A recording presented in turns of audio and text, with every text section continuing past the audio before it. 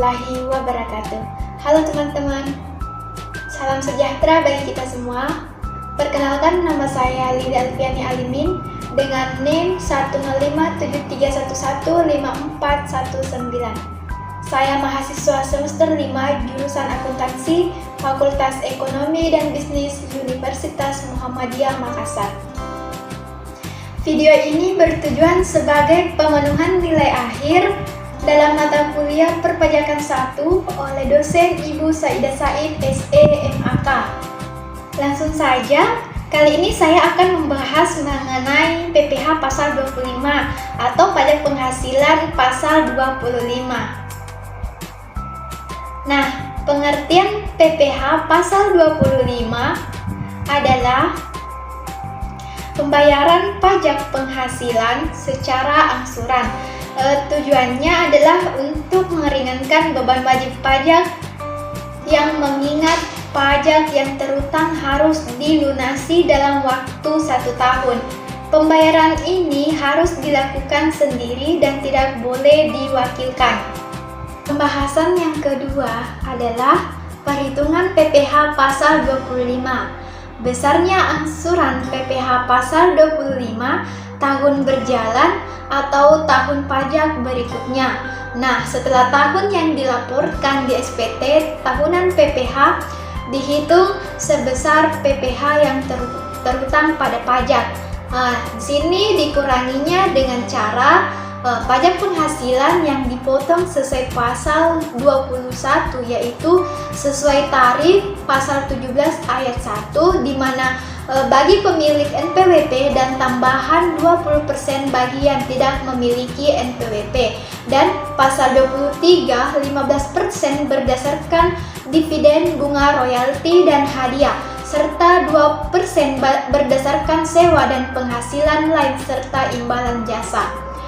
Selanjutnya, pajak penghasilan yang dibayar atau terutang di luar negeri yang boleh itu dikreditkan sesuai pasal 24 lalu dibagi 12 atau total bulan dalam pajak masa setahun.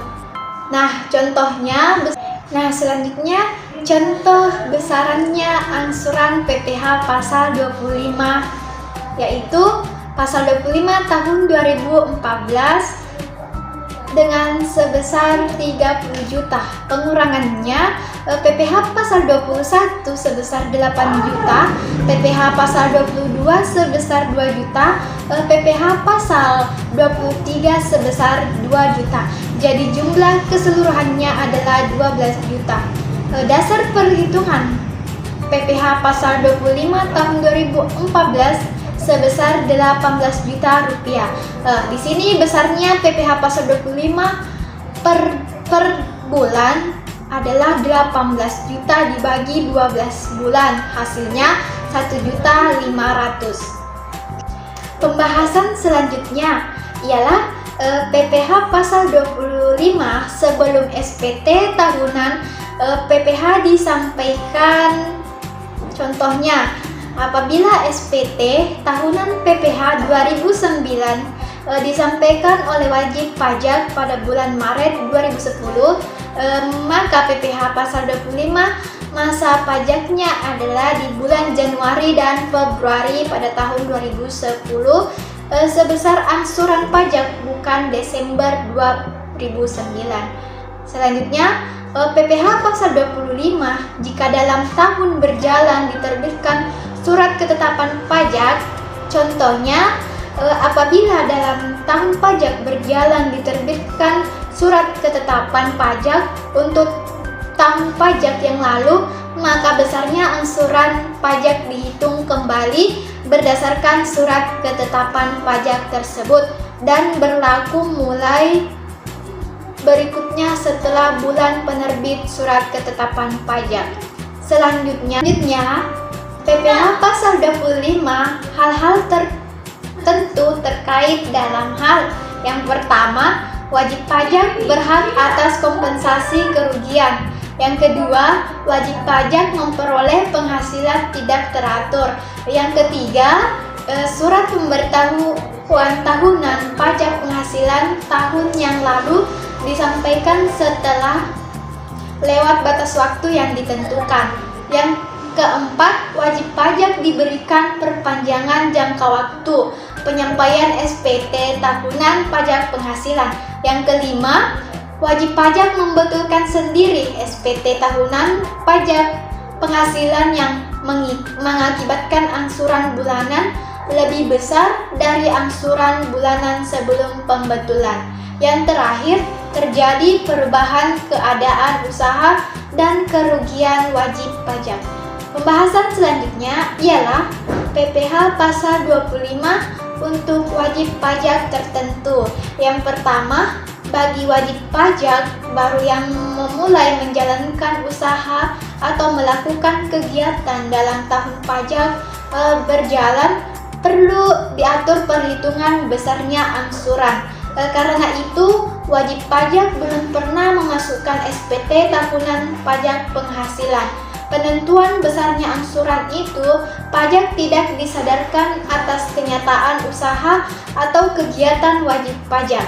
Yang kedua, bagi wajib pajak yang bergerak dalam bidang perbankan, badan usaha milik negara, dan badan usaha milik daerah, wajib pajak masuk bursa dan wajib pajak lainnya yang berdasarkan ketentuan diharuskan membuat laporan keuangan berkala dan perlu diatur perhitungannya karena terdapat kewajiban menyampaikan kepada instansi pemerintah laporan yang berkaitan dengan pengelolaan keuangan dalam suatu periode tertentu dan dapat dipakai sebagai dasar perhitungan untuk menentukan besarnya angsuran pajak dalam tahun berjalan. Yang ketiga, wajib pajak orang pribadi pengusaha tertentu dengan tarif paling tinggi 0,75% dari peredaran usaha. Pembahasan selanjutnya ialah tarif PPh pasal 25. Terdapat dua jenis. Yang pertama, wajib pajak orang pribadi atau WPOP pengusaha tertentu, yaitu yang melakukan usaha penjualan barang baik grosir maupun eceran serta jasa sampai dengan satu atau lebih tempat usaha. PPh 25 bagi OPPT sama dengan 0,75% dikali omset bulanan tiap masing-masing tempat usaha. Yang kedua, wajib pajak orang pribadi selain pengusaha tertentu atau WPOP, yaitu pekerja bebas atau karyawan yang tidak memiliki usaha sendiri atau PPh 25 ini sama dengan penghasilan kena pajak atau PKP. Selanjutnya, tarif PPh pasal 25. Terdapat dua jenis pembayaran angsuran pajak penghasilan pasal 25, yaitu untuk wajib pajak orang pribadi atau WPOP. Nah, yang terkait dalam yang pertama, wajib pajak orang pribadi pengusaha tertentu. Yang dimaksud ialah yang melakukan usaha penjualan baik grosir maupun eceran serta jasa sampai dengan satu atau lebih tempat usaha. PPh 25 bagi OPPT sama dengan 0,75% dikali omset bulanan tiap masing-masing tempat usaha. Yang kedua, wajib pajak orang pribadi selain pengusaha tertentu atau WPOP yang yaitu pekerja bebas atau karyawan yang tidak memiliki usaha sendiri. Selanjutnya, batas waktu pembayaran PPh pasal 25. Yang pertama, batas waktu pembayaran PPh pasal 25 adalah setiap tanggal 15 bulan berikutnya. Jika batas waktu penyetoran jatuh pada hari libur, maka pembayaran itu masih dapat dilakukan pada hari kerja berikutnya. Yang kedua, sesuai peraturan Direktur Jenderal Pajak dengan nomor per 22 PJ 2008 pada 21 Mei 2008, pembayaran harus dilakukan dengan membawa surat-surat setoran pajak atau SSP atau dokumen sejenisnya. Selanjutnya, sanksi keterlambatan pembayaran PPh pasal 25, yaitu sanksi keterlambatan pembayaran PPh pasal 25 adalah apabila wajib pajak atau WP terlambat membayar, maka wajib pajak akan dikenai bunga sebesar 2% per bulan, dihitung dari tanggal jatuh tempo hingga tanggal pembayaran. Oke teman-teman, itulah tadi pembahasan dari saya mengenai PPh pasal 25 atau pajak penghasilan pasal 25. Semoga apa yang saya sampaikan bisa menjadi bahan ajar bagi untuk kita semua. Terima kasih banyak atas perhatiannya. Mohon maaf bila ada salah. Wassalamualaikum warahmatullahi wabarakatuh. Terima kasih.